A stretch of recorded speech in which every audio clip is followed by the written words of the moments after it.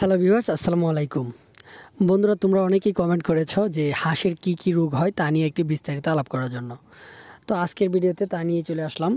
তো বন্ধুরা, হাঁসের মূলত বড় ধরনের দুইটি রোগ হয়ে থাকে। যেমন প্রথম হচ্ছে ডাক ফ্ল্যাগ এবং দ্বিতীয় হচ্ছে ডাক কলেরা। এই দুটি রোগের বা ভাইরাস যদি যে কোনো খামারে বা হ্যাচারিতে আক্রমণ করে, তাহলে ওই খামার বা হ্যাচারি টিকিয়ে রাখা সম্ভব হয় না। এবং অনেকেই কমেন্ট করো যে ডাক ফ্ল্যাগ এবং ডাক কলেরা যে ভাইরাস রয়েছে তার থেকে পরিত্রাণ পাওয়ার কোনো উপায় আছে কিনা বা আগে থেকেই কোনো পদক্ষেপ নেওয়া যায় কিনা। তো তোমরা জানো অবশ্যই সকল রোগের ওষুধ হয় না, কিন্তু আসলে ডাক ফ্ল্যাগ এবং ডাক কলেরা রোগের পূর্ব থেকেই প্রস্তুতি নেওয়া থাকলে অবশ্যই এই রোগগুলো থেকে পরিত্রাণ পাওয়া যায়। তো প্রথমত হচ্ছে হাঁসগুলোকে পরিষ্কার জায়গায় রাখতে হবে, এবং দ্বিতীয়ত হচ্ছে এই হাঁসগুলোকে ভ্যাকসিন দিতে হয়। 6 মাস পর পর ভ্যাকসিন দিতে হয়।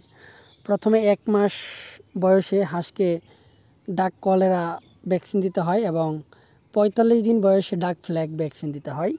এই দুটো ভ্যাকসিন দেওয়া থাকলে আশা করা যায় কোনো খামারে এই ভাইরাসগুলো আক্রমণ করবে না। এবং তোমরা যারা বিভিন্ন জাতের হাঁসের বাচ্চা ক্রয় করতে চাও, অবশ্যই আমাদের স্ক্রিনে দেওয়া নাম্বারে যোগাযোগ করবে।